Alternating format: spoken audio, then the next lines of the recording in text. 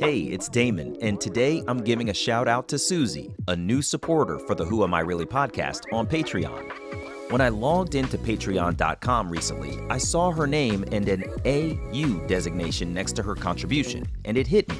Susie feels a connection to these adoptee stories from the other side of the globe in Australia. Wow. We are a world apart, but we're connected by adoption, just like listeners here in the United States. But what I love to see and am so thankful for is that people are also listening in Canada and the UK, India, New Zealand, Ireland, Norway, Mexico, Germany, Belgium, the Philippines, Indonesia, Iran, Vietnam, Guam, Netherlands, Italy, Malawi, Australia, Mozambique, Switzerland.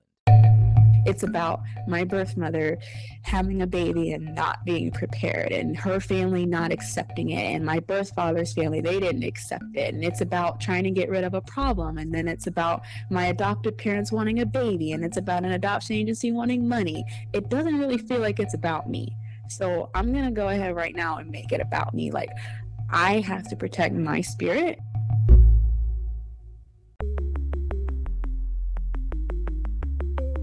Who am I? Who am I? Who am I? Who am I? Who am I? Who am I? Who am I? This is Who Am I, Really? A podcast about adoptees that have located and connected with their biological family members. I'm Damon Davis, and today you're going to hear Alyssa's story. She called me from Jacksonville, Florida. Alyssa is a biracial woman who was adopted into a white family in a white community.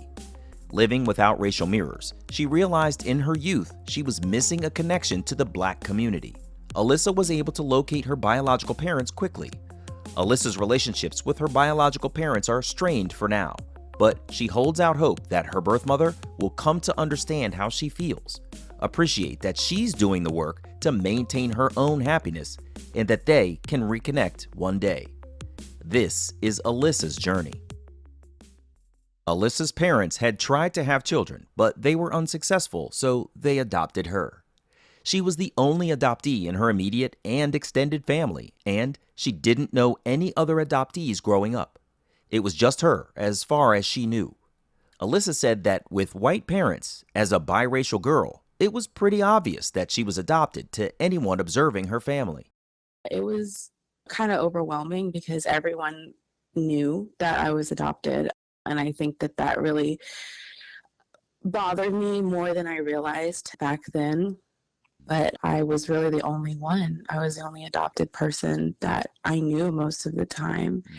It wasn't a secret. Obviously, it really couldn't be because of the whole, not being biracial thing. But I knew I was adopted from before I can even remember. I was told really early, and I had to kind of wear that story because people were going to ask about it, and people were curious, about my family and why it looked so different. And I also went to really small Catholic schools when I was young, so I was really isolated because you're coming into situations where you have a lot of, biological families with a lot of kids, but no adopted children. So I never really knew anyone at any real deep level that was adopted. I honestly still don't in my real life. That's really fascinating. I'm wondering about, you said something along the lines of it really bothered you more than you realized. Can you say another word or two about like what that bothered feeling meant for you? What does it bothered mean? I think, through therapy, I really had kind of a breakthrough with my therapist, realizing that not only was it traumatic and like overwhelming to be adopted, but that everyone that I ever knew something so personal about me. I really didn't like it. It felt like a private thing that I was having to live publicly. And I felt really exposed all the time. I still don't like that, random kids that I knew, for a year in the 5th grade, that's what they might remember about me, was that I was the adopted girl.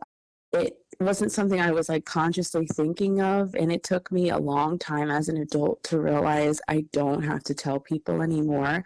And I have taken a step back from that. And I no longer share that with people when I meet them. And I'm kind of in a space now where for the first time in my life, I have privacy and I can choose, who knows my story and who knows something that makes me feel so vulnerable. And I think that's one of the things when you're adopted, and certainly in my case where I can't hide it, I can't deny it. You lose your privacy against your will. And it was hard. I really struggle with the fact that everyone knew that because it didn't even give me kind of a break to think about how I might actually feel about it. It was just something I always had to be ready for people to mention and bring up, and when you're young, you don't have any coping skills. Yeah. I'm so glad you said that the way that you did. I can't think of anybody that I've heard say that before. And I'm sensitive to adoptees who are transracially adopted because I do feel like a lot of times you can't escape the fact that you're adoptee. But the words you used were, it was something I had to live publicly.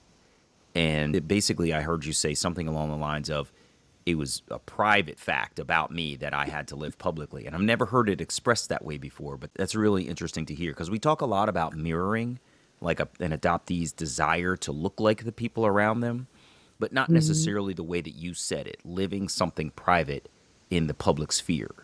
Really fascinating. I'm really glad you said that.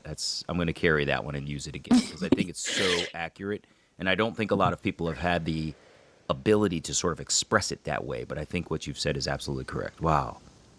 Yeah, and it took me a long time to really sort of acknowledge that fact alone was really hurting me. And I went into adulthood in like my early 20s, still in that mode of like, I have to explain this to people. Like, I have to tell people I was adopted. And it wasn't until I was maybe like 25, I thought, well, maybe I don't have to do that. And when I did, it was like taking my power back. And sometimes it can make things a little awkward because I have to dance around certain facts. I know sometimes if I'm talking to an acquaintance that if I say a certain thing, they're probably going to guess that, oh, my mom is white or my dad is white. And then I have to explain it. So it kind of keeps me a little at arm's length from people, but it's a really good decision. I'm glad that I did it. And for now, I'm not looking to change it. Yeah. No, I can appreciate where you are because you're saying basically I'm getting to own my own story. And as someone who has had to live their story publicly for a long time, that ability to sort of pull it back in and share what you want to share, not what you have to share or feel you have to share, I would imagine that is pretty empowering. That's great. I love it.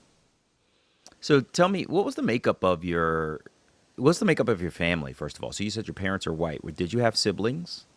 So when I was born, my parents had no children. And yes, my parents were in their mid 30s when they adopted me, and they're both white.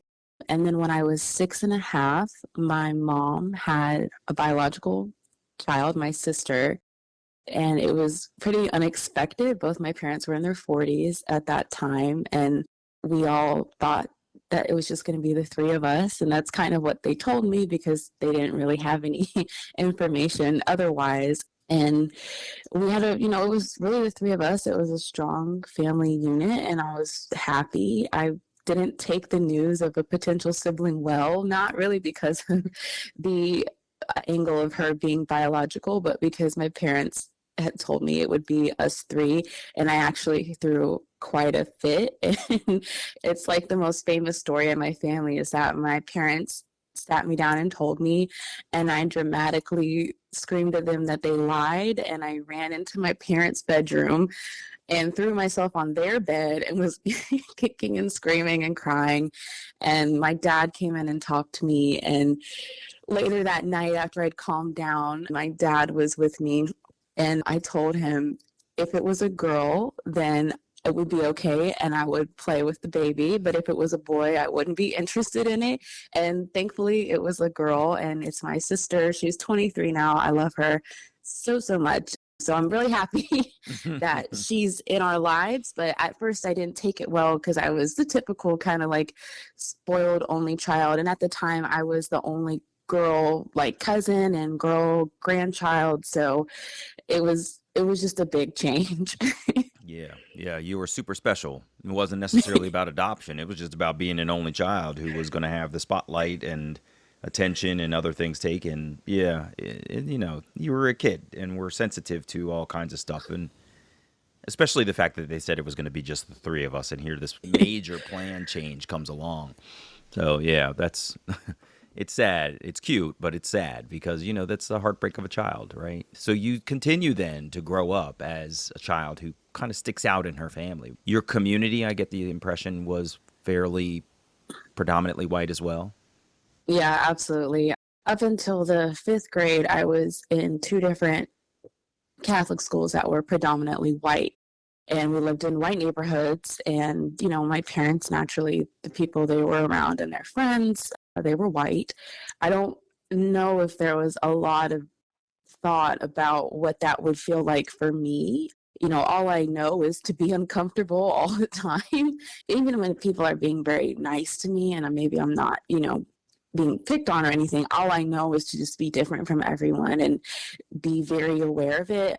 It's made me very anxious. I'm just a very nervous person, always kind of just waiting for something bad to happen. I think that being isolated like that was another part of trauma that I'm still kind of trying to reconcile. I think, to be a Black person all by yourself it's a lot.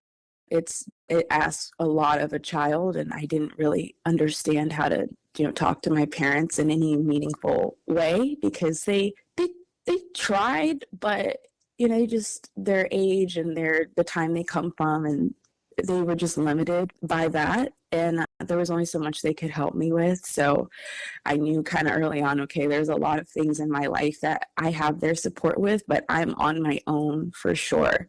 And they can't help me with, my being Black and being biracial. I'm going to have to figure that out on my own. And when I was young, I just knew, okay, well, one day I'm going to have to really confront this. And that did end up happening when I was in middle school. I went to a public school for the first time, and it was a school here in Jacksonville for performing arts. So it's kids from all over the city. And that was the first time I had any real exposure to other Black children. And I knew then that, I have missed a lot. Like I knew something wasn't right. Like I wasn't a part of their experiences. And I was a part of a children's choir that was actually a predominantly Black children's choir. My mom had found out about it and put me, had me audition for it. And this was right as I was going into middle school. And I was backstage with, the other kids, and we were waiting to go on by our sections like soprano and alto. And I'm standing behind stage, and there's a young Black girl in front of me, and she turns around and she says, "What are you?" And I thought she was talking about like what I was in the choir. So I said, "Oh, I'm an alto." And she said, "No, what are you?" And I was like, "I'm an alto." And she like kind of snickered at me and turned around, and it just hit me. I still can remember that feeling of being like, oh, she's asking me like, what am I, like my race? And I was like, oh, I'm biracial. And I know that in my experience, it tends to be, I feel like maybe just in my experience, that white people use the word biracial where Black people might use the term mixed. And that's what she said. She said, "Oh, so you're mixed." And I was like, I guess so. And I was so stunned and so confused because I didn't know that term. My parents, I don't know if they'd heard it before, or if they had, they didn't tell me that people will refer to me as that. And it was very jarring because I had never really been asked so abruptly, what do you identify as? And it made me feel very exposed, and I felt really dumb. I felt like, oh, I don't even know what she's talking about.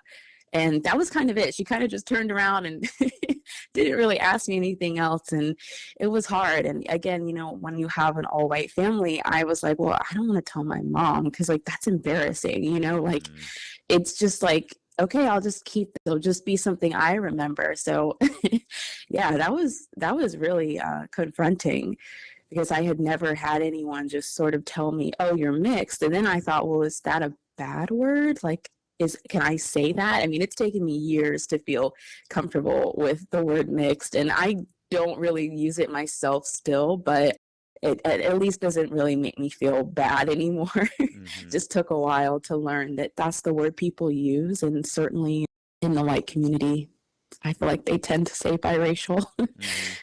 That is so fascinating. I mean, what a story just to hear that something, for me, so innocuous as the words mixed versus biracial, like they're so interchangeable for me. But for you, that was the difference between how one community expresses what they see you as and how the other community sees you. I mean, that's really, really interesting. And for it to be such a stark memory for you, that moment of realizing how they see you is different, that's really, really unreal. Wow.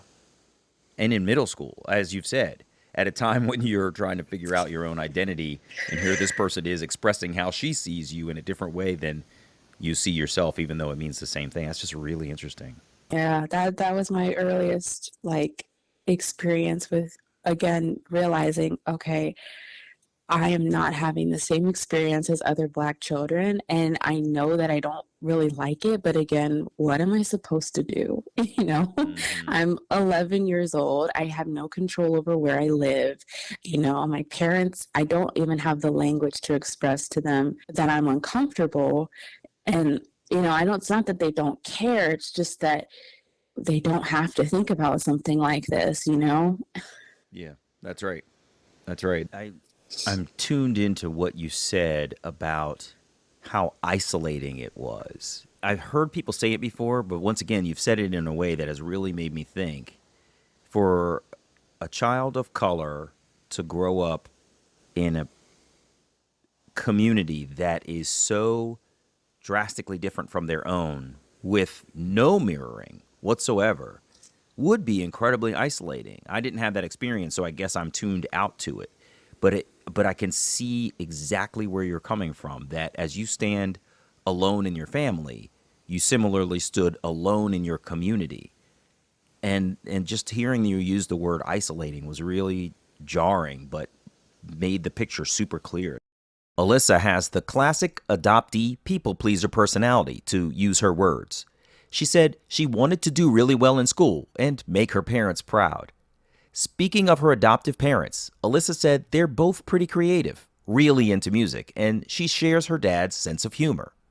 Alyssa's adoptive father is an outgoing, talkative guy, whereas she's very reserved and standoffish with people. She said sometimes she's afraid of people, which can be tough because her dad likes live music, for example, but concerts with a lot of people stress Alyssa out. Alyssa got emotional speaking about her relationship with her adoptive parents. We have a lot of things in common, and a lot of things that we don't. My mom is really into history and true crime, and that's definitely something that I like as well. I think it's hard. I try to have a good relationship with them because if I don't have them, I don't have anyone. And I think sometimes I have done them a disservice as well as myself because I tried so hard to make everything be good and for them to have a good experience and for them to feel like they did everything right. That I think now as an adult, when I voice unhappiness or I try to reflect back on things that happened, I think they're kind of shocked because I didn't share it at the time, but I was not in a place where I could do that. And I think maybe right now our relationship it's fine in the sense that I literally just spoke to my mom yesterday. I texted my dad yesterday. I see them all the time. They don't live that far from me, but I do feel like I've sort of lived two lives and they've only seen one of them. And now as an adult, I'm trying to communicate things that I probably should have said a long time ago to them. So, I hope they would listen to this. I'm sure that they will, but it's hard because I don't know, like they are good people. So I don't know. Sometimes it's just it's hard because I love them so much, and I just want to protect them. And I think sometimes I do that to the detriment of my own happiness. Alyssa and I took a moment to gather ourselves and take a breath. She continued, saying her parents adopted her for the simple, altruistic purpose of being parents. They're good parents, Alyssa said, and she trusts them with her life. We have a very just a regular relationship. And again, I think that's what made my life so hard, was because at home we're a regular family. Like, we're totally normal. And in fact, maybe more so than a lot of biological families, but other people didn't see it that way. And that was very difficult. When people ask you, oh, do you call them mom and dad? I was adopted when I was 5 months old. So what else am I supposed to call them? And that's very hurtful because I'm like, I've lived every day with my parents. They've been married for 41 years. Wow. We've been, we've spent so much time together. We have a regular life, we are a normal family. And again, having everyone see that it's not, quote unquote normal was hard because there's times where I want to think, well, I think your biological family, is weird because this situation is different from mine, Right. Yeah. And I think, honestly, I've started to think, that adoptees put a lot of pressure on our family structure and how it gets along because we're adopted. And we feel like by being biological, just inherently, a lot of people have what is quote unquote a normal family, when in fact, quote unquote normal families have some screwed up stuff in them. I mean, really jacked up. And if you were to look behind the curtain of some of these families that live next door to you, you would realize, like, yo, these people are crazy, right? But we put a lot of pressure on ourselves because we recognize that our family was formed in a different way. And in your case, people can actually see it every day. So there's this pressure on it that is unnecessary. But you've nailed it. You're absolutely right that there are a lot of folks who, when you look at their family, you're like, yo, you guys are kind of weird. You know what I mean? So I hope that folks will try to relieve that pressure of saying, just because our family has adoption in it doesn't make it any weirder than, the one down the street that's struggling with, you name the challenge. So we all have our stuff that we struggle with. And it's not just because of adoption that a family can be seen as out of the ordinary or have some challenges. We all have challenges, is my point. Yeah. So. In the arts program, Alyssa began the self-discovery that helped her recognize she wanted to explore the Black community and have a more culturally diverse life experience. She attended a public middle school where most of her friends were white, and she could really feel other people seeing her as Black. She said when she's talking to other Black people and they realize she's transracially adopted, they have this aha moment, like they could feel that something was somehow different, but they couldn't put their finger on it. In high school, Alyssa's parents put her back in a Catholic school because the options for public schools weren't of the quality they wanted for their daughter's education. Alyssa said it was a return to a very white world at a time as a teenager when she was really trying to find herself. She went to college at UCF in Orlando, where her first roommate was a Latina woman who was accustomed to navigating communities of color. So they started hanging out, and Alyssa was exposed to people that looked more like herself. It was a time of awakening for Alyssa. She realized she could either continue to pursue what was comfortable, having mostly white friends, or she could step outside of her comfort zone and grow an organic Black experience she had never had before. Alyssa realized she couldn't go back. She made friends with other Black students and joined Black student organizations. Of course, being away at college was the first time Alyssa had lived alone, so her curiosity, drove her to search for her birth mother on the internet. Alyssa was given one name when she was born. Her adoptive parents gave her the name Alyssa, but kept her original middle name. Her adoptive mother had been open about the name she was given at birth, and her birth mother's name too. Sitting alone in her room, Alyssa took her original birth name, her middle name, and her birth mother's first name, and began to search for the woman in Jacksonville, Florida, where she knew her birth mother had lived. Alyssa searched yearbooks on classmates.com, drilling down in research on so many women who graduated in the 1990s, the time frame when her birth mother would have been of age to give birth to her. Unfortunately, the woman's name is rather androgynous. It could be a woman's name or a man's name, and it can be a common last name too, making Alyssa's search even harder. Later in her journey, Alyssa learned that as she was scanning, she had flown right past her birth father in one of those yearbooks, but she didn't know his name, so he remained anonymous among the digital pages. Alyssa searched off and on for years, never telling anyone that she was looking. I had never seen any paperwork or anything, and actually my original name, I was spelling it wrong. I did not know how it was spelled, so all those years I was searching for the wrong spelling of my first name. And sadly, one of my biological relatives actually posted in April 2011. So I had been 18 for almost a year. I was born in June of 1992. In April of 2011, when I was starting to search in college, one of my relatives posted on an adoption forum looking for me under the correct spelling. So I would not find that post for 9 more years. Wow. Had I known how it was spelled, and my birth mother's name was attached to that post, had I known, I would have found it when I was 18 years old. Oh my gosh, the craziness of just the misspelling, how far off track it can take an adoptee in their journey is crazy. Wow. It's over, yeah. And I never thought to ask my mom how it was spelled. It's not a super common name. It's very beautiful. And I had only seen it spelled like 2 ways before. And the way it's spelled, I had never seen. I still never seen it since. So yeah, it was posted when I was still a freshman in college, and I would have found it, but I didn't know that I was spelling it wrong. So that was a shock when I did eventually learn how it was spelled, because I just thought so much wasted time. Yeah, right. That whole search could have been over years ago. Alyssa left college, worked some office jobs, then decided she wanted to go back and finish getting her degree. She enrolled in a public speaking course, but it was 2020. All courses were online as the COVID-19 pandemic forced us all into quarantine. So Alyssa's audiences for her speeches would have to be invited online to listen to her projects.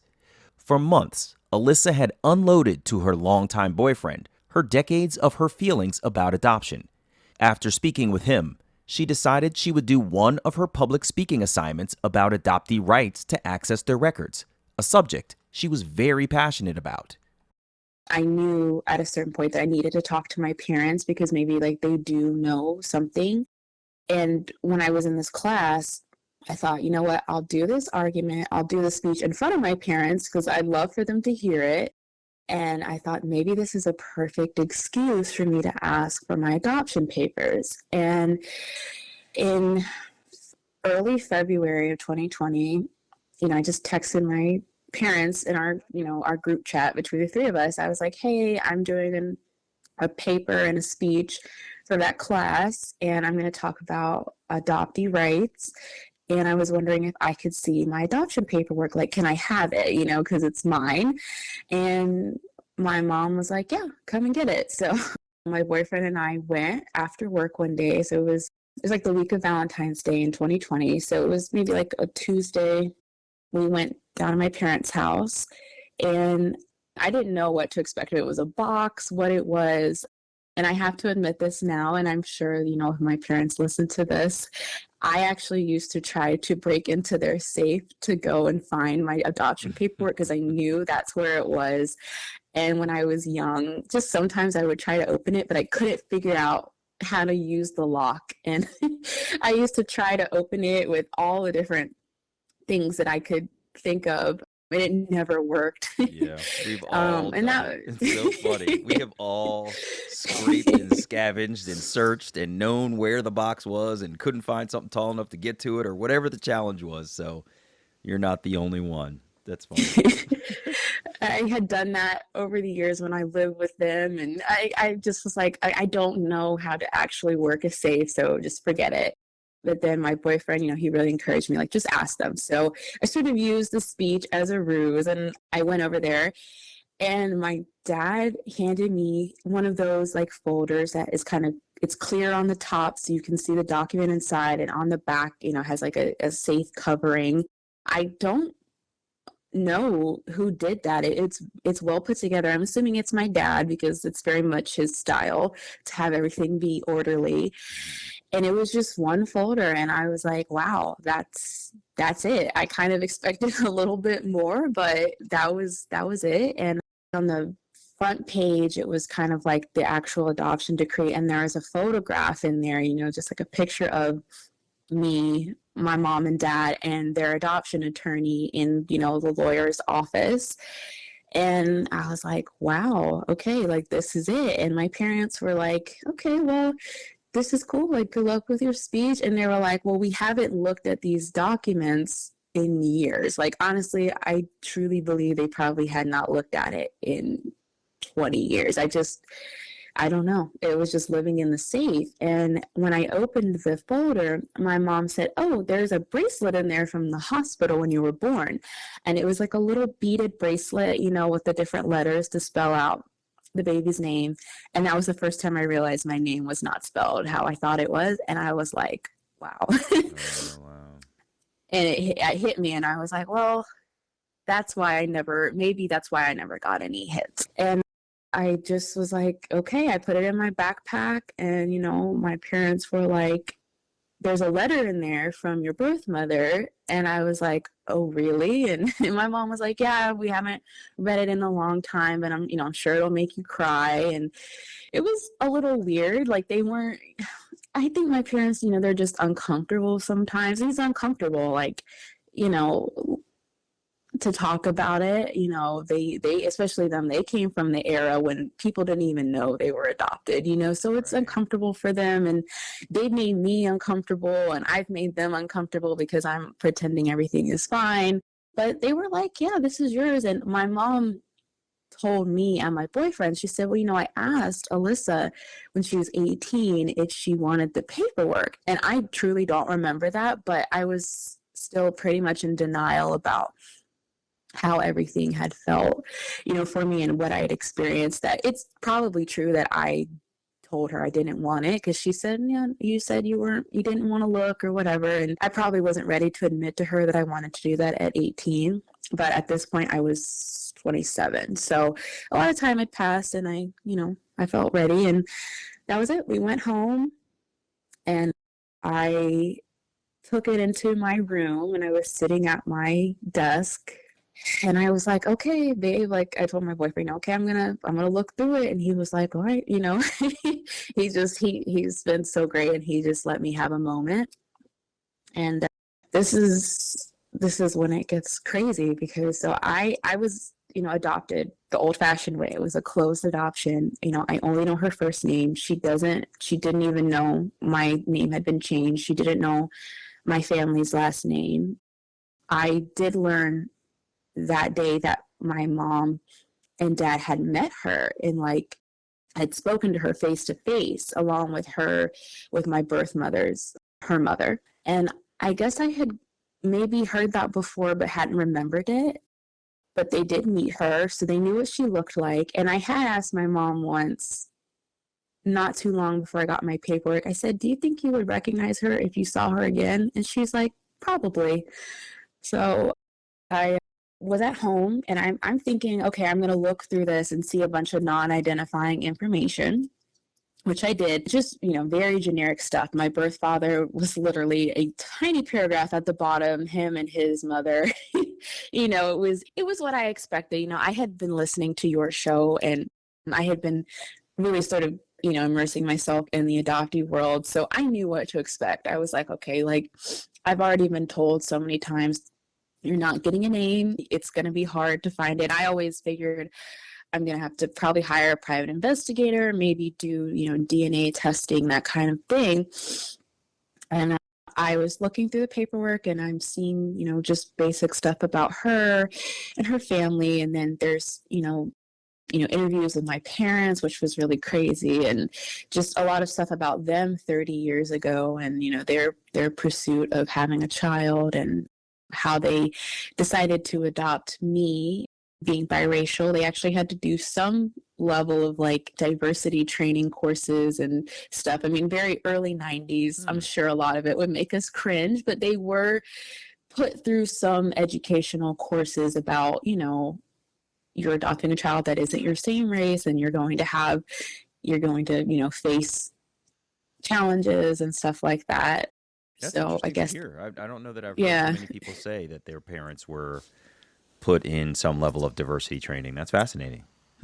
Yeah, my parents actually, I didn't know, but in the paperwork, it mentioned that apparently our local news back in like late 1991 had done a piece about the Children's Home Society and about Black and biracial children who being less likely to be adopted than white children. And my parents felt like, oh, well, that's horrible. Like maybe, we're looking to adopt. Maybe that's something that we should do. So that's kind of how they came to that agency, I guess, and how they came around to the idea of adopting a biracial child. And it was interesting. I was kind of surprised by that because, we are in the South and it was a long time ago. I didn't think that an agency would be any level of competent, at least at explaining that to, people, that adopting a biracial child is not the same as adopting someone that you could pass off as your own child. Like you won't ever be able to do that. And in the paperwork, I'm reading through this and just sort of seeing like their family, and there were interviews with my adoptive, aunts and uncles and my grandparents. And I knew all of that everyone had been interviewed, and, everyone was like super excited, to have me come into the family. And then I came across the letter from my birth mother, and it was handwritten. It was in cursive. And the first thing I thought was, this looks so much like my handwriting. Wow. And it was a really heartfelt letter. I mean, I felt sadness. I could sense some anger from her in it, not towards my family, but towards the situation. And in the letter, she talked about hoping that one day I will want to meet her because she was my mother. And, she hoped one day that we would basically see each other again, and hope that my parents would tell her that she loved me and cared about me, and that, she really didn't want to do this. It was a lot. It was front and back. The front page, I'm kind of crying and reading it and having to take pauses. And I'm like, I'm thinking, God, how am I ever going to find this woman? And I turn the page, and at the end of it, she's like, just telling me, I love her and please take care of my daughter. And she signed her name, her full name, first, middle, last. Wow. I was stunned. I don't know. I do not know if that was an accident, like an oversight by whoever gave my parents that paperwork. I don't know if someone was being an angel and left that in there. I have no idea. I was like, holy crap. Like it was her first, middle, last name. And I thought, I've got her. Like, this is great. I was thinking, okay, like, no matter what, we know what she was being called in 1992, right?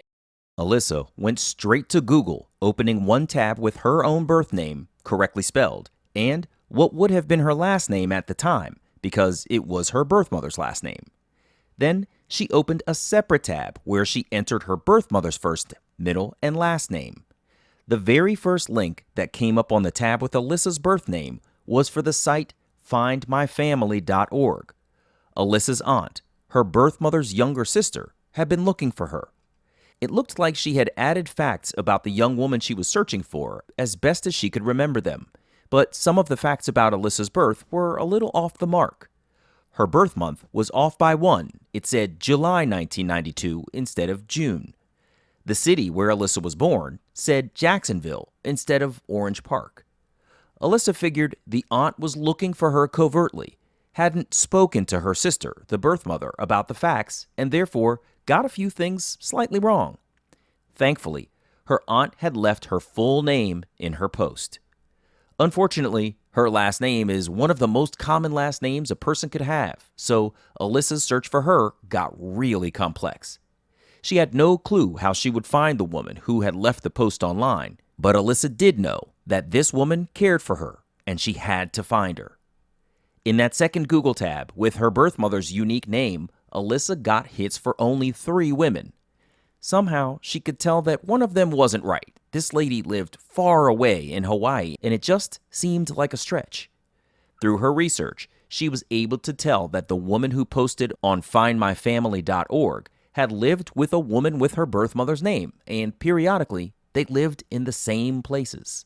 And I also, from the non-identifying information, knew that my birth mother had a half-sister who was about 2 years younger than her. And they also seemed to be moving in tandem for a time. And I finally was able to sort of figure out, I think this is her. Though my birth mother has since married and her name had been changed. And thankfully, when she got married, her name is super unique. So I was really able to sort of follow her. And I kind of isolated this woman and thought, I think this is her. And actually, that night, I found a phone number for that woman and I called it and it went to voicemail. And she has a voicemail with her personal greeting. And when it played, I just felt like, I think this is her. I don't know how to explain it. It was the voice. It just hit me and I thought, I think this is her, but I didn't know. She didn't have like social media. She didn't have a Facebook, but she did have a LinkedIn. And luckily on LinkedIn, you can like click on people's pictures and it, it comes up bigger. And I took a screenshot of it. And the next day at work, I sent the picture to my mom and I said, do you think this is her? And, it wasn't like the best quality picture. It obviously had been a lot of time, but my mom was like, I think so. And she said, did you contact her? And I said, no. I'm watching from afar right now, trying to figure out my best move. My mom was like, well, do you think you found her? And I was like, yeah, I do. It took me an hour to find everything, about 2 hours to be as sure as I could be that I had found her that first night. Wow, that's so quickly. Oh my gosh. Yeah, it was overwhelming just because I had enough from the non-identifying information. I knew enough about her family to feel like these have to be the same people. They're living together at certain points. They're moving together. This has to be them. And when I was looking at her information of where my birth mother had lived, she was always living so close to me. I mean, shockingly close. Really? And she was working at one point at a vet clinic down the street from my adoptive aunt's house that I would pass all the time. Like, it was shocking. I thought, if this is her, it's so sick and cruel because she's been so close all this time. Alyssa really wanted to find the woman who posted that she was looking for her, but in just one night of searching, she found her birth mother. Later that week, Alyssa found one of her birth mother's stepsisters on Facebook, and they had one friend in common, a young woman Alyssa had gone to middle school with. It was odd that this older woman, a stepsister to her birth mother, would be Facebook friends with one of her own childhood friends. Scanning the woman's Facebook profile, she could tell the lady seemed normal with a family, so Alyssa looked up her phone number. She was hesitant to reach out to this stranger, especially considering maybe not everyone knows her birth mother had a child that she gave up for adoption. So I'm very much a numbers person and very superstitious. And I thought, okay, today's Valentine's Day, maybe it'll bring some good luck. I'll call her. And I planned to go home and do it thoughtfully. And I just couldn't wait. I was on my lunch break. I called this woman's house number and her husband picked up. And I said, I knew her name. So I said, can I talk to her? And he said, oh, she's not home right now. And I panicked. I was just silent. And he said, I can take a message for her. And I said, I just paused for a long time and I said, I'm so sorry. I should not have called. And I hung up. And my heart was racing and I was like, that was so dumb. Like, now I look crazy. I shouldn't have done that. I should have waited. And I went back to work, went to my desk, and about 10 minutes after I sat back down, my phone rang. And it was a different phone number than the one I had called, but I knew it was this woman, right? I just had a feeling. And I picked up my phone and I thought, okay, here we go. And I went outside with my phone and I answered the phone and I said, hello. And she said, hi, my husband just said that you called asking for me. Who is this? And I told her, I said, oh, this is Alyssa. Because I didn't, I was just like, I don't know what to say to her. So I go outside and she's like, okay, Alyssa, how can I help you? And I said, I'm looking for her sister, her sister's name, because it was her half sibling as well as my birth mother's half sibling. I said, I'm looking for her. And she said, well, I'm not really in contact with her right now. I have a way to relay messages to her, but I need to know what you're calling about. And I was like, panicking because I'm thinking, I can't just tell her, I was adopted. Like, that's so weird. Like, this isn't a movie. I can't just be like, I was adopted and I'm looking for my birth mother. And she was pretty nice, but I could tell she was getting kind of annoyed just because I wasn't telling her why I was calling, but she didn't hang up. And after a little bit, we were just kind of going back and forth, and I was just like, look, I'm sorry, I should not have called, and she's like, what are you trying to find her for?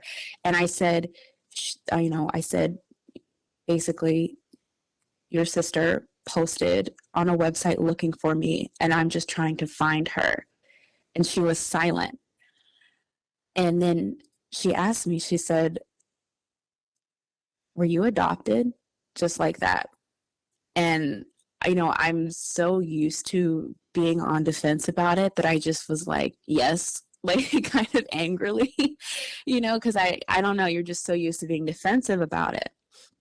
And she repeated it. She said, you're adopted? Like that. And her voice completely changed. And I said, yes. And I started crying.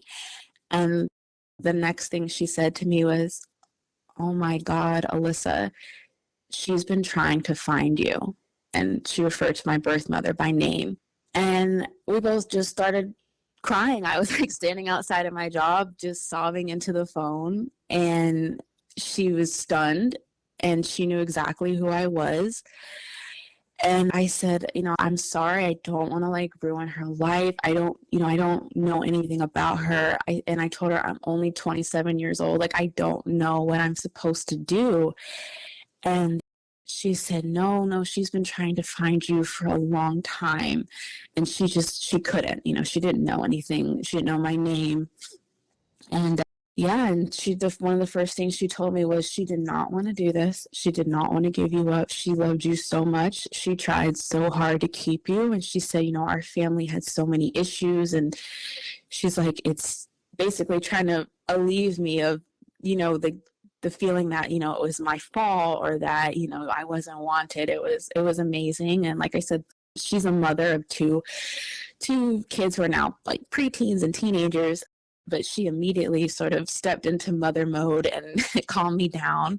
And she actually was at a friend's house when I had called her husband. And her husband thought my call was weird. And he called her and said, hey, someone called looking for your sister. And he said, I think you need to call her back. Like, he could just feel something was weird about it. And she did. And I asked her, I said, I'm sorry I was being so evasive. I didn't know what to say. And she said, I didn't know either. She said, but I had this feeling, something told me to ask you about the adoption. Like, I don't know, a part of her was waiting for it.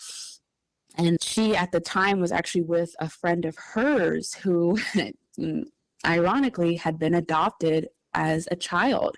And she said, you don't understand. I'm with a friend of mine who was adopted. And we were just talking about her attempt to find her birth parents, and you're calling me. Wow. And it was goosebumps. And they were both crying, and she was overwhelmed. And I didn't tell her at the time that I already knew my birth mother's phone number and where she lived and everything. Mm-hmm. I didn't want to, come across weird.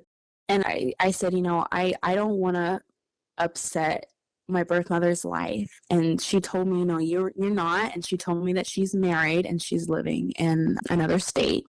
Alyssa's birth mother was married, but Alyssa was uncertain about how to proceed. She wanted to be connected to her birth mother, but she didn't want to interrupt the woman's life with the surprise of her return. What if her birth mother hadn't told her husband that she had had a child when she was younger, and she placed her baby girl for adoption?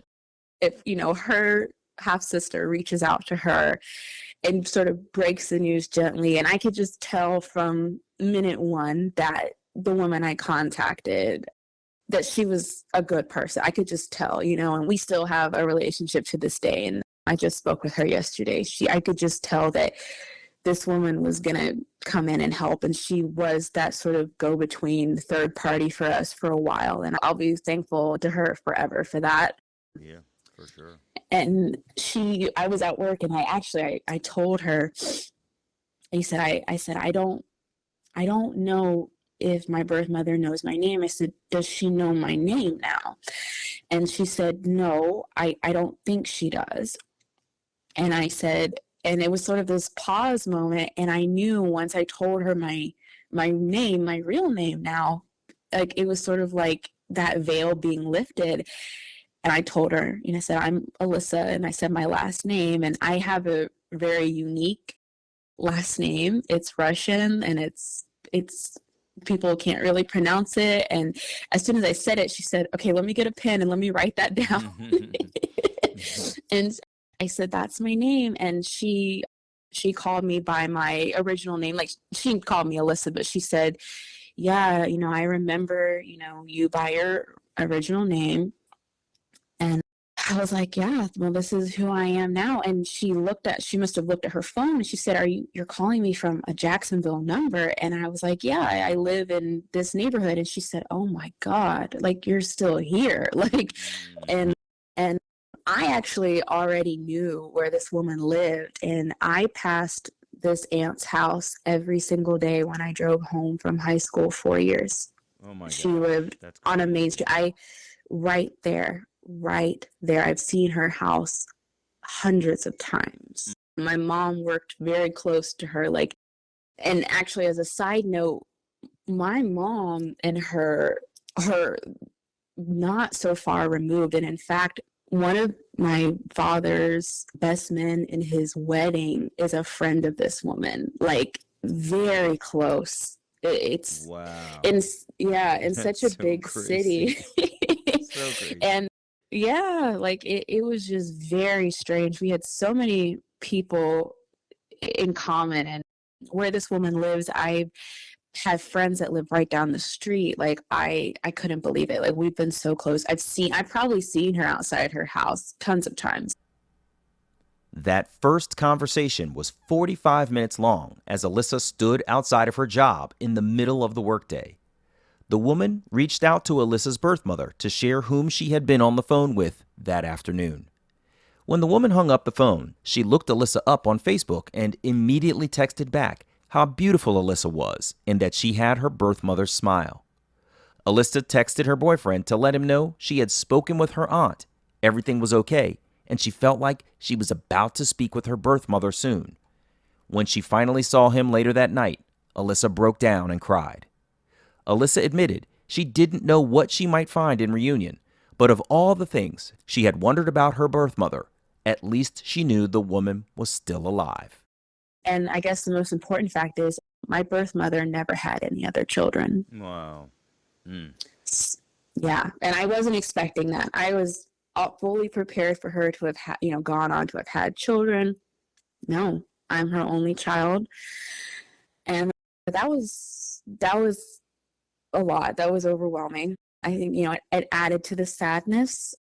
And certainly later when I told my parents about finding her, my mother sort of pulled me aside and she said she never had any other children. And I could just hear like the sadness in my mom's voice, recognizing that she only ever had one child and she had to, give her away.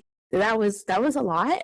Selfishly, I was kind of happy because all her attention would be on me. At the same time, you just, sadness because how tragic to have had a kid and to never experience any of the joys of that, really just the sorrow. And yeah, that was Valentine's Day. And later that evening, my aunt texted me and she said, she texted her. And unfortunately, I kind of did have bad timing because at that time, my birth mother was going through some issues, kind of a family crisis with her father's side of her biological family. But she was still aware of what happened and she was happy. So she was kind of torn at that moment, But luckily, she did find out that evening, and my aunt sent her a picture of me. And, my aunt and I, we were texting that night, and I did send her a few pictures that I have at my house of me when I was first with my parents. And she was just like, your parents look so happy. And just to be able to tell her, that she said, we worried about you, hoping you had a good family. And, regardless of what, all the things I wish maybe that my parents would have done differently to help me. I think, I have suffered a lot, but I'm still so much luckier than most people. And, just to know that there's, I was safe. And I actually, one of the things my aunt remarked on was I told her where I went to high school, which was, the Catholic high school close to her home. And she said, when you told me that you went to that high school, she said, her first thought was, oh my God, she went to great schools. And like her, thank God you had a good life. Like, I hope you had a good life. And that was, that was her thought as a mother, was just a relief, and what kind of all that entailed, my parents trying to, get me a good education and doing things for me. And I did. I assured her, I'm like, yeah, like my parents are really good people. They're still, they're still married. They married a long time. And I have a sister, through them. And it was a very overwhelming day. And I feel kind of bad. I kind of ruined my aunt's Valentine's Day with her kids. Because she told her sons, and they were like preteens. She said, can we do Valentine's tomorrow? Mommy's upset. And they were like, why are you crying? And she was like, it's happy tears, guys. Like, you don't even know, because it was overwhelming. And her husband was in shock because he's the one who started all of it. He's the one who told her, you need to call this girl back. And he was completely stunned that that's who I was. And that's the call. Because he was just like, that was her. And I'm so thankful to him for picking up on it and at least having the thought to say, you know what, I don't really know what's going on here, but this feels important, And she has been so great to me and just so kind and understanding, and she's amazing. And I'm so happy that I reached out to her first. I really am. I feel like I just had an instinct to do it, and my instincts were right, that this is a healthy, strong, kind mother, and I just felt like if anyone that I can trust in this situation, it's her. Once Alyssa's aunt got her birth mother on the phone, she was able to calm the woman down and reassure her that while Alyssa wanted to know her, she should take time to take care of herself and the situation with her own father. She conveyed that Alyssa was fine, and she understood that her birth mother was preoccupied with what was going on in her own life. Her aunt learned that Alyssa's birth mother had confided in her husband that she had placed a child for adoption, so the man knew Alyssa was out there somewhere. Alyssa's aunt suggested that her birth mother send Alyssa an email, but with everything going on, Alyssa wasn't sure when she'd get a message from her birth mother, so she decided to make a casual video of herself to say hi. I was in a hoodie, and I just talked to the camera about my day. I was just talking about, I just had a regular day, and I just said, I hope this video reaches you, and just want you to know, like, I'm a normal person, and, I know you're afraid and you're probably afraid of me, but you don't have to be because I'm just Alyssa, And I I love posted that. it on my YouTube channel. I'm not a YouTuber, but I had one because of that class I was in. So I posted it on my public YouTube channel and I sent the link to my aunt and I said, hey, why don't you send this to her? Like, I'm just chilling in it. I'm just being normal and maybe it'll just like put her at ease. And she sent it to my birth mother and my birth mother watched it like 15 times, like that night. Like just I can actually see my analytics on YouTube. It was coming from like one user. Wow. Oh my God, that's so funny. And it really helped her. And she was like, that's my daughter. Like, I can't believe it. And it's funny because in the video, I mentioned that I had tried to eat a kiwi with a fork that day. I was just rambling, just trying to be normal. And I said, normally I keep my own spoons on me, but I ran out. So I had to use a fork from our work kitchen. And my aunt texted me and she goes, you're her daughter. She goes, your mother used to carry spoons with her when we were young to eat yogurt. And she didn't want to use plastic spoons or spoons from other people. And I was like, yeah, that's me. That is so funny. Of all the random connections that you two could feel, the spoons is hysterical. That's really cute. And after I posted that video, she watched it like every day and just kind of getting her I think just her courage up. And by the end of the next week, she sent me an email and it was actually kind of a brief email, but at the time I was kind of like, oh, like, is she not into it? But I think she just didn't want to overload me and she was afraid, right? And I'm so similar in the sense that I'll sit and edit something to the point where it's basically a husk of what it was. Yeah, right. And she just said, I'm so glad that you connected with me. I'm so glad that you reached out to my aunt. She said she's the perfect person. She said, I'm so proud that you're my daughter. And, like, I want to communicate with you. And that night I started emailing her and just kind of telling her about my life. And I realize now that I definitely was like a little overeager and just sharing a lot, because I was just excited and just in shock that she was talking to me. I never thought I would talk to her.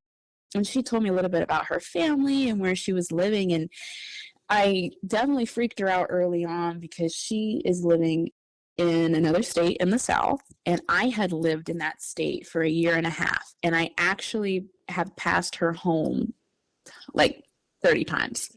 We lived off the same highway. I lived in a town about an hour and a half away from her. Not even an hour, maybe like an hour north of her. And when I would travel back from Florida back up to where I was living there, I would pass the exit to her house. She and I lived so close, so close. It was scary. That's crazy. Wow. We were always, and it's funny because during those drives, I moved to this state when I was in my early to mid 20s. And during those drives, sometimes, I would be alone driving from Florida up to North Carolina.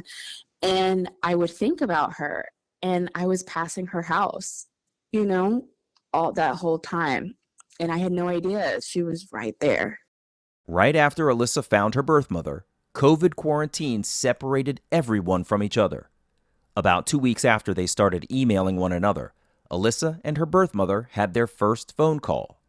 They agreed to speak at 6 p.m. on a Sunday. Before the call, Alyssa changed clothes to feel better about the first impression she was about to make, almost like she was preparing for a job interview. She called me and, it was just so strange to hear her say my name, Alyssa, and we talked for over 2 hours that first time. It was a lot. I mean, it became very clear early on that she loved me. She did tell me she loved me, and it just became clear that I thought, I can't believe I'm living in a situation where I'm one of those lucky ones where my birth mother, like, wants to know me. Like, she literally is ecstatic to know me. I felt like this can't even be real because I had been prepping myself for rejection and for things to not work out. And we talked on the phone, and it was just like, I knew like this woman is my mother, I could just feel it. And even her voice, I was adopted. I went home with my parents when I was 5 months old, and I was legally adopted in March of 1993. I don't remember any of that time with her because I did live with her family for a little while. But when I heard her voice, it was, the voice of someone who was slightly older, but I knew it was her, and I don't know how else to explain it. I knew that was my mother, and that was the voice that I had heard like years ago. It was like just somewhere deep inside of my memory. We talked about everything, and I told her about my family and my parents, and that I had a sister. And I told her, I'd pretty much been in Jacksonville ever since, and I always knew I was adopted. And my parents told me, I assured her, like, my parents did tell me that you loved me and everything. It was never framed like, I wasn't wanted or anything. Just, it was that typical adoption sort of fairy tale story where it's like, well, your mother loved you so much, she wanted you to have a better life, which was problematic definitely as time went on because there was a lot more to it than that. But I think it was a comfort to her to know that, like, I didn't hate her, I wasn't angry, I was just really confused, and I think something important that I want to mention is that, I was adopted in the 90s. I grew up in the 2000s. Like, I knew by middle school that it had to be more than just my mom was young and didn't have money, because I knew kids who had single parents or who were being raised by their grandparents or aunts and uncles. Like, I knew there was something more going on than just my mom was young, because I certainly knew a lot of people whose parents were young. And that was definitely some of the questions that I had for her. Why did this happen? But I didn't want to overload her when we first spoke, she, thankfully she had her husband, and he did know about everything. He was very supportive of her, meeting me and trying to find me and everything, with what information she had. And she told me, I tried to find you. Like, I tried to reach out to the adoption agency, which unfortunately, like most people, our adoption agency is less than benevolent. Growing up, I remember my mom telling me that she would send pictures of me as I was growing up to the agency with a letter about how I was doing. And the agency was like, oh, the birth mother doesn't want these anymore. And my birth mother told me that when she would call, they would tell her, like, they didn't send anything, just move on with your life. So I don't think I'll ever get over that. And unfortunately, no one will ever be held accountable for that. And I'm so far from alone in that experience. And it just breaks my heart, because had things been different, I think in my heart, my parents, if it was possible, we could have had a relationship of some sort. It didn't have to be that she gave me away and never saw me again. It didn't have to be like that. And it served no one. In the end, it really served no one any good. Not me, not my parents, not my birth mother. And that's really hard. And I'm very angry about that. I'm angry for her. I'm angry for me, because my parents, they would have loved to, even if it was just pictures or, they would have done something. They never would have not tried. They never would have shut her out. So there's a lot of people with, I feel like, blood on their hands when they do things like that, to us. I don't know what purpose that serves. Right. Yeah, I know. And I think, it is a subscription to a prior mentality about trying to completely cut ties and leave people with this notion that, you can start your life over and that baby's a clean slate that has nothing to do with you. You didn't nurture the child, so you're not connected. So just, you move on, the child's moved on, let's everybody just forget it, and we'll move on to the next one. And, modern times have shown that is, research and the plethora of adoptee opinions that have come out and voices that are speaking in the space will all share the trauma that is part of adoption and the separation, and it's just not true. And, that research goes back decades. So I think it's just a subscription to a bygone era. Because of COVID, the pair didn't meet for 9 months. Ironically, the time it takes to gestate a child, Alyssa pointed out. On Thanksgiving of 2020, Alyssa and her boyfriend drove up to Alyssa's birth mother's house in North Carolina. She texted her birth mother along the way, letting her know they were getting close. Alyssa could tell from the texts her birth mother was getting nervous. When they pulled into the driveway, her birth mother was standing outside. She's much shorter than me. She's only 5'2", and I'm like 5'6", and that was a shock because my adoptive mother is like 5'10", so I'm used to being around taller people. Right. And she was so tiny and dressed all in black, which is very much my style. And she was outside of her driveway, couldn't wait, and we pulled up. And I mean, when we were driving up, I gripped my boyfriend's hand, and I was like, this is it. And I got out of the car, and she just gave me a hug, and she started crying, and I was crying, and everybody was crying.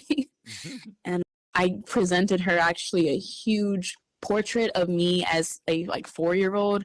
I was an only child with my adoptive parents, and I had a lot of photo shoots. And when I was going up to North Carolina, my dad and my mom were like, oh, you should give her this giant portrait that had always been on our wall. And they're like, we have so many more. We have the originals. You should give it to her. And I was like, this is huge. This is like giving her the portrait of a dictator. Yeah, right. Here's my grand portrait of me on a horse in victory after battle, right? And they were like, no, she'll love it. And she did. She was really happy and surprised. And I was like, yeah, my parents were like, she'll love it. And she's like, I will. And when we went back over to her house for Thanksgiving Day, she had already put it up in her room. And so, yeah, I was sort of surprised. I'm like, you already put it up? And she's like, of course.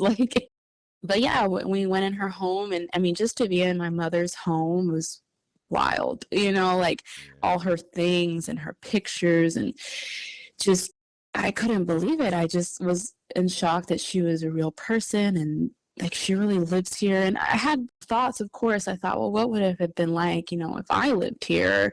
What would my life be like if she was my mother? Because she was much younger than my adoptive parents, and it just would have been a different experience, having a single mom. And, maybe she wouldn't have the life that she had then, but, yeah. That's one of the things that I think we have to be cognizant of is if different decisions were made back when we were conceived and the plan was made for us to be placed, everybody's life would be different.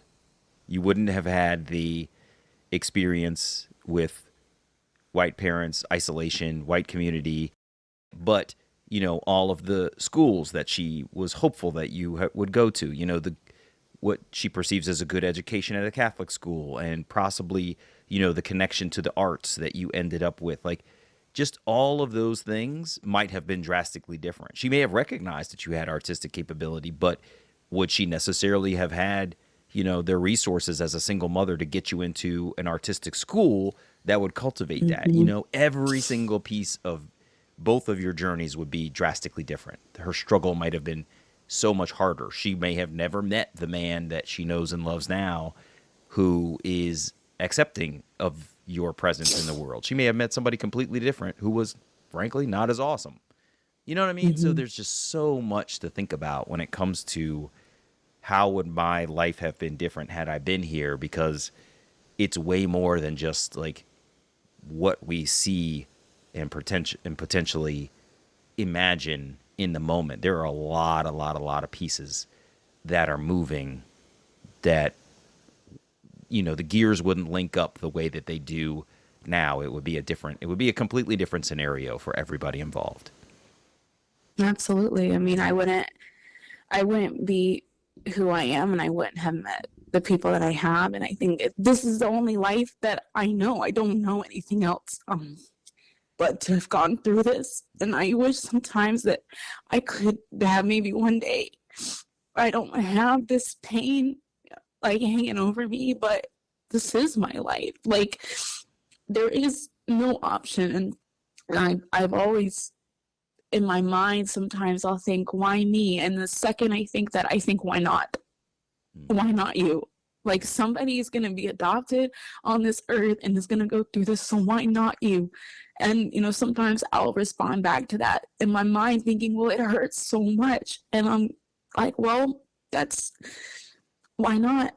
Why not you, Alyssa? Like, there are worse things. And I do think that. And I think, unfortunately, a lot of us adoptees, we are so used to saying, well, it could be worse. There are worse things. There are worse lives. And we sort of ignore the pain that we have because we're told from outside sources, and we tell ourselves that, well, at least I had this, and I wasn't in foster care, and I wasn't in a home where I wasn't wanted. But I have to really stop myself from saying, why me? Because the answer is really like, why not you? That's really interesting. Yeah, you're right too. We do sort of question why we get the pain that we're dealt as adoptees. But frankly, as you've said, why not you? Because the same way that you haven't had to struggle with, say, a physical incapability or a chronic disease, or, you grew up in what sounds like a great family. You weren't abused in any way that you've identified, right? Like, there's so many other things that folks who are not adoptees, who grew up in traditional families, they experience certain things and we experience certain things. And the fact that we're adopted sometimes puts a lens on it that makes us think, why did this happen to me? But yes, I do not want to minimize the fact that having been brought back together with your biological mother makes you realize, man, this was a totally different life that I might have led, and that separation from the woman from whom I came is a very real pain. I don't want to minimize that at all. It's a hard thing to even fathom, and it's a hard thing for non-adoptees to even understand fully, but we live it every day. It's really crazy. So where are you guys now? How are things after Thanksgiving and stuff?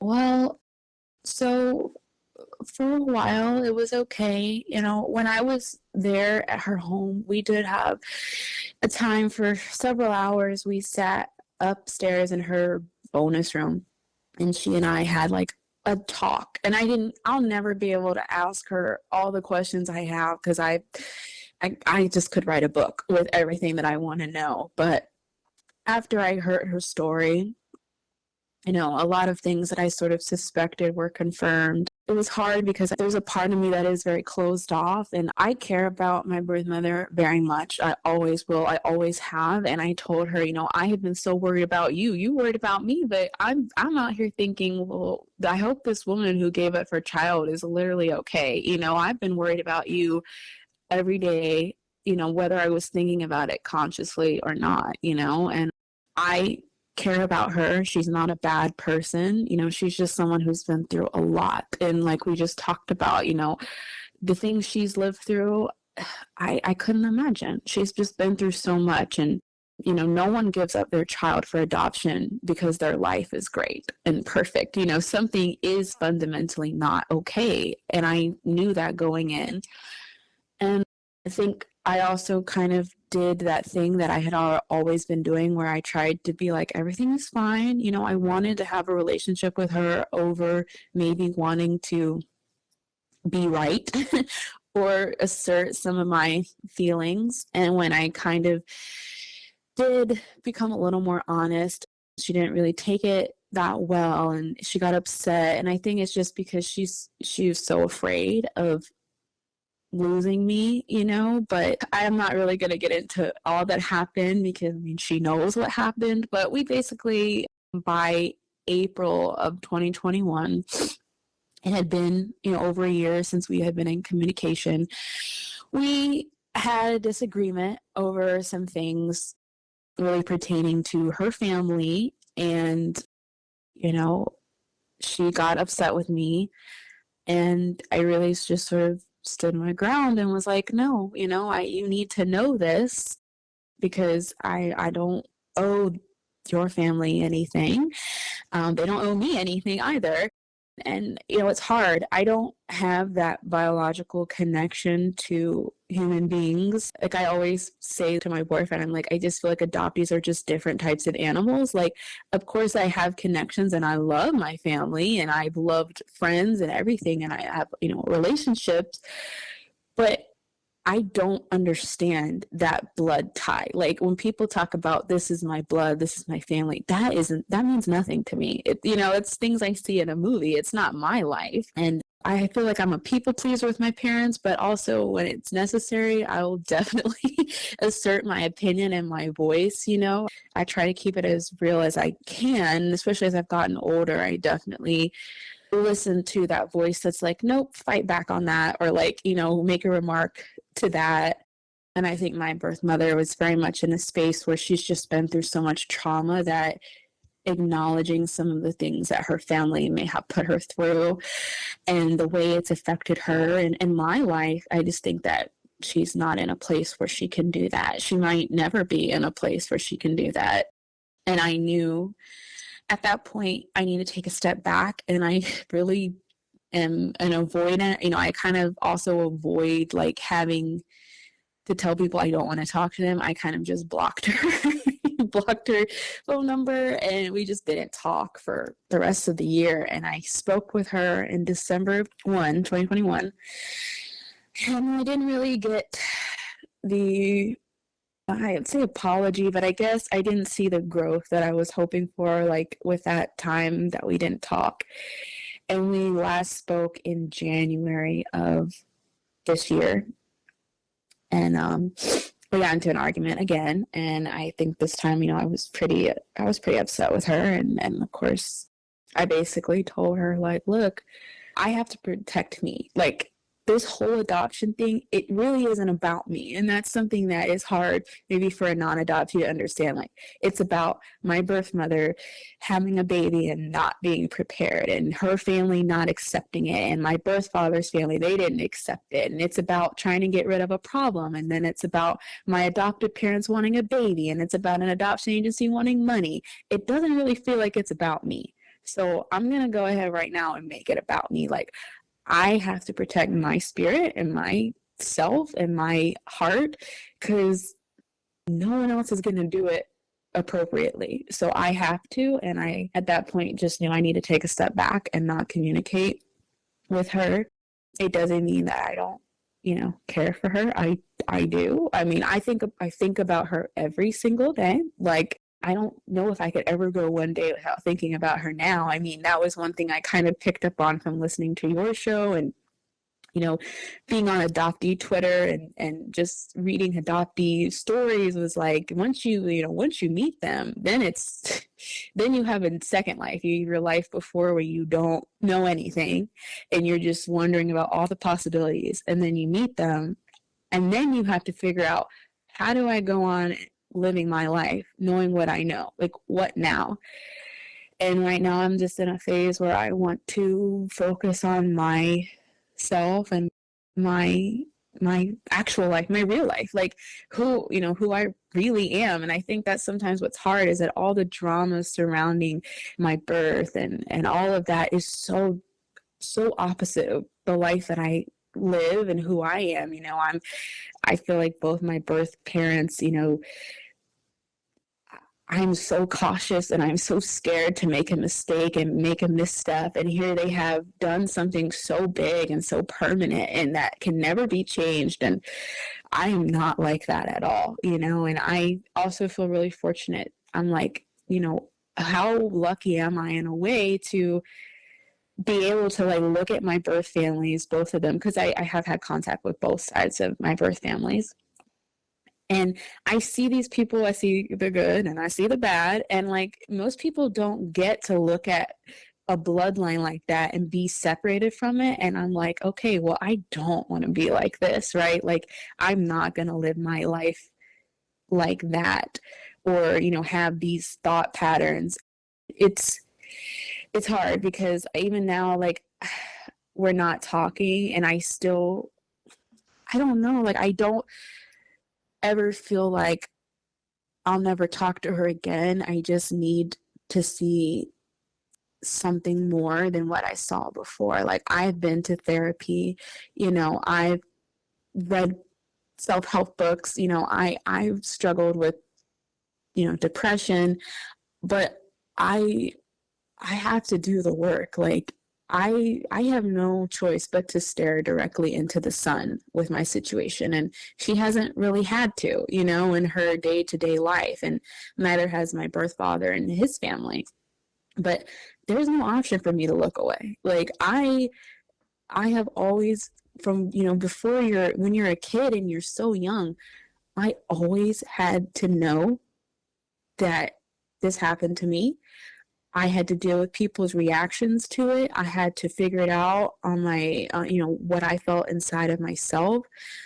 There's no option for me to ignore the hard stuff. Like, this is the hard stuff. Like, I can't, how could I look away? It's my life. So, one, I think you're absolutely right. You said, basically, I'm going to make it about me. Everything else has been about everybody else up until this point, and now you're right to be in a place of self-preservation. I think that's really powerful, and I like what you said about having to do the work. It's incredibly important, and it's a fact that sometimes we just have to face. Like, this is a challenge. I'm not getting over it without putting in some effort. So let's start to dig in. So I really love to hear that you are seeking therapy, reading, the things that you think will be valuable, finding resources like podcasts and stuff like that, and just trying to plow through what all of your feelings are and where they come from and where you'd like for them to be, as opposed to perhaps where they are now. I think that's incredibly powerful. Alyssa admitted she was very hesitant to ask her birth mother about her birth father. Her birth mother did mention Alyssa's birth father in passing, commenting that Alyssa looked like him and that he was a funny guy, which was part of what made him attractive. Her birth mother shared that they met at work and he was a little younger than her. She told Alyssa he was aware of her birth because he and his mother were present at the adoption agency to sign away his parental rights. In May of 2020, her birth mother had been going through some old documents when she found Alyssa's birth father's old address in Jacksonville, Florida. With that information, Alyssa was able to find him in 1 hour of internet searching. I think his connections to my family are maybe even scarier than hers, because my adoptive aunt, my mom's sister, actually was an employee of my birth father's mother. She was her boss, and my aunt believes that she may have come to her wedding to my uncle like a couple years before I was born. Wow, that's unreal. Yes. Wow. And my aunt also worked alongside my birth father. It was a very long time ago and doesn't remember a lot, just that she's the same age as my birth mother. But yeah, they were very close. My dad has like so many Facebook friends in common with my biological grandmother because they worked in the same circles. But once I had his address, I knew his name. I knew his first, middle, and last name. And I had his address. And just like my birth mother, I found him, and his birth mother seemed to be moving in tandem. And I found them. And I was a little hesitant about contacting him just from what I saw on Facebook. Nothing horrible, but I just wasn't sure about reaching out. And I finally was like, I've come this far, I'll do it. So in May, I sent him a message on Facebook, but because we weren't friends, he couldn't see it. Like, it was kind of buried in his messages. So I tried to add him on Facebook, and he actually didn't know. Like, I'm a much younger girl, and I'm trying to add this older man on Facebook, and he actually posted my friend request on his Facebook, and his Facebook wall was public. And he was like, does anyone know this person? Like, who is this? I was like, oh my God. Oh, no. So I responded on his Facebook because it was public. I said, hi, I'm trying to message you, but I really can't because we aren't friends. I said, I'm daughter. And immediately my message in DMs, he found it and it was read. And I had just written him, I said, hi, like, I know this is kind of weird. I said, I'm daughter, and, basically I think that you're my biological father. And he messaged me back and was like, where is your mother? And I was like, well, she lives in North Carolina. Like, I don't live with her because I was, adopted. And he was stunned. I think he was skeptical, which I can understand. It, had been like 28 years at that point. And he actually messaged my birth mother. He must have seen something she posted on my Facebook, but he also messaged my maternal aunt, the woman I had first reached out to, because she was posting on my wall. And he was like, are you birth mother's sister? And my maternal aunt called me and was like, oh my gosh, is this birth father? And I was like, yeah, I'm trying to, I didn't know he was going to message her, you and my birth mother. And I was kind of upset that he messaged my birth mother because they hadn't had a chance to warn her. And my birth mother called me and was like, she hadn't spoken to him in 28 years. They hadn't spoken to him, nothing. And I was like, I'm really sorry. I didn't know he was going to contact you. I think he just doesn't know what's going on and he's just being thrown right now. And eventually we messaged back and forth on Facebook. And we talked for 4 or 5 months, like kind of off and on. And he remembered my birth name and remembered like seeing me. Like, I think he only saw me once. And he did confirm that he was in a relationship with my birth mother, and he remembered things about her and her family. And eventually he told his father about me. Now, his father didn't know what had happened. My birth father was really young. He was an adult, but he was really young when this happened. And his parents were divorced, so his father never knew about it. Basically, it was him and his mother who knew. And his father reached out to me on Facebook and was like, hi, like, I just heard about you. If you'd like to call me, you could. And I've actually never spoken on the phone with my birth father. I kind of tried, but it didn't really work out with him. But my biological grandfather, I did call him. And he and I spoke on the phone for over 2 hours. He was incredibly kind and nice. He was stunned because he didn't know that I was born, but he was happy, that I was there. And he did mention, that he wasn't really in contact with my birth father that often. I guess they've had their differences. And the same with my birth father's mother, which is his ex-wife. I do, through my birth father, have 2 siblings. I have 2 sisters. We look exactly alike, uncannily, even though they have a different mother. I don't really want to say too much about them because they are underage and everything.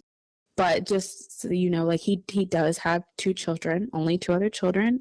It was really shocking, when I saw their picture. I showed my mom, and my mom was like, that looks just like you. I mean, it's but I don't really have a relationship with my birth father at all. The last time I spoke to him, he wanted to meet me, and I do believe he wants to meet me, genuinely. And I told him, look, at that time I had just gone through sort of breaking off contact with my birth mother. And I told him, look, I'm not doing very well, mentally right now. I've gone through a lot. These last year and a half has been insane. I do want to meet you one day. I'm just not ready. And he said, basically, okay. And we haven't really talked since then, but I do talk to my grandfather, his dad. I talk to him like every month. It's very nice. It's like calling, your grandpa, and we have like a long phone call, usually on Sunday evenings and afternoons. And I do plan on meeting him. Alyssa has learned that she has a lot of cousins in Jacksonville. She joked that she's glad she never tried to date anyone in that city for fear of accidentally being attracted to one of her relatives. Alyssa has never had contact with either of her biological grandmothers, and she's okay with it. She figures that was a time in their lives that they've left in the past, and it's okay that they don't connect. Alyssa talks about how adoption feels to her and how she's doing now. I told my adopted mother, I said, being adopted, there are times where it feels unsurvivable. Like it's incredible what has been asked of me. Adoption asks so much of you, too much of a child, too much for an adult. But I can sleep at night because I know I didn't do anything wrong. I've never done anything. I didn't ask to be born. I didn't ask to be adopted. Nobody in their right mind would. And I think that, certain parts of my birth family, I wouldn't be surprised if it's a little tough sometimes for them to sort of reflect on what happened, because especially with my birth father, he's Black and his family is Black. I know that they wouldn't want to be Black by themselves. They wouldn't want to have grown up separated from Black culture and Black life. I mean, I got all the hard parts about being Black, but very few of the joyous parts, the community, the culture. There's so much that was taken from me, and I can never get it back. I try to live my life now as much as I can, but I'll never have a Black family. I'll never have those experiences. And I know that certainly my birth father and his mother, I told him early on, I was adopted by white people. In the early 90s, there wasn't really much of a chance I wouldn't be. I have never experienced a genuine Black life until I was an adult and made one for myself. So they know that, and I'm sure that they've thought about that. And I would imagine if you asked them if they would want to live that, they would say no. Yeah, that's right. But it's like you said before, like, why you, but also why not you?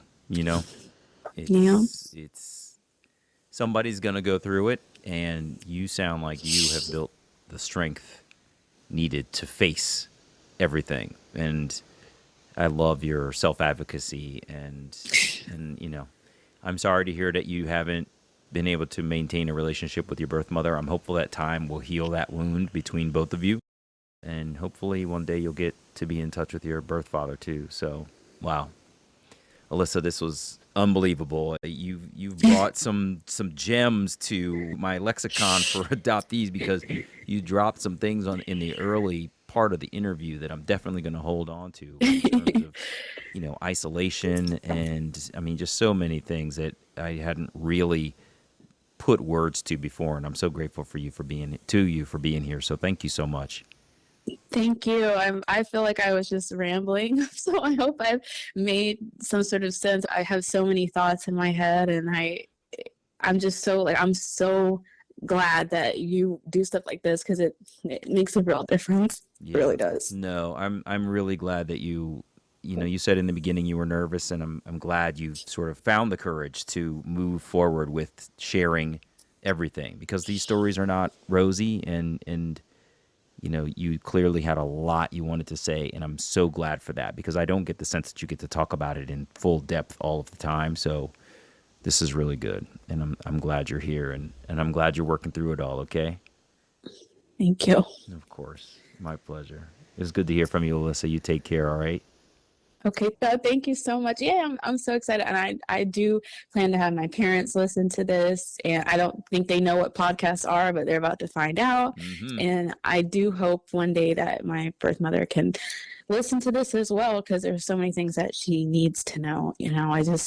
I guess the last thing I would say is that I'm very fortunate in the sense that even though I'm not really talking to her right now, I feel a connection to her in a way that I'm very I was right. Like I had this feeling like, I used to sort of sometimes cry and think maybe if I cry loud enough, she'll hear me. And I think she did. Like, I just wish that she could to trust me more, but I understand why. Maybe she's afraid, she's just afraid to lose me again. And, I'm still here. I mean, I still think of her pretty positively, even though things haven't gone quite how I would want them to be. I don't have any anger or hatred for anyone. I would never do this. I would never give my child up for adoption, so I can't imagine how I would respond and how I would cope if I had done something like this, because it's very serious. What has happened to me and what happens to us, it's more serious than people could realize. So I don't know. I'm really glad that I talked to you because I feel really good now. I feel like I need to go take a nap. I love that. You take a nap, get some rest. I'm glad to hear that talking it out, especially with me, has brought you some comfort and just feeling better about things. I'm just really glad to hear you say that. So, all right, take care, Alyssa. All the best to you, okay? Okay, thank you so much. You're welcome. Bye-bye. Bye.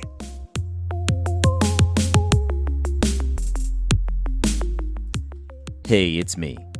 Alyssa expressed that she was thankful for her adoptive parents, but that the family and community in which she was raised kept her from knowing part of her heritage as a Black person.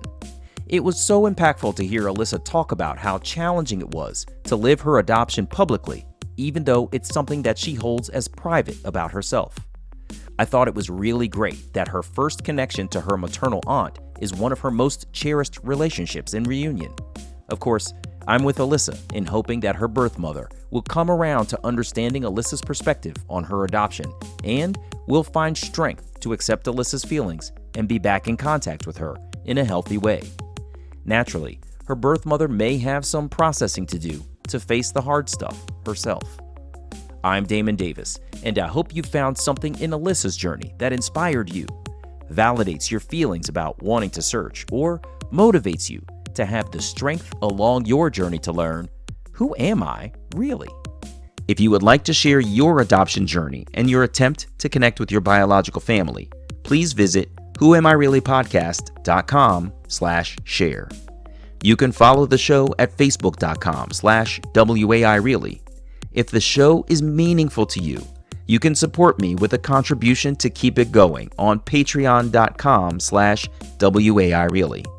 Please subscribe to Who Am I Really on Apple Podcasts, Google Play, or wherever you get your podcasts. It would mean so much to me if you took a moment to leave a 5-star rating there. Those ratings can help others to find the podcast too. And you can check out the story of my adoption journey, Who Am I Really? An Adoptee Memoir, on Amazon.com. I hope you'll add my story to your reading list.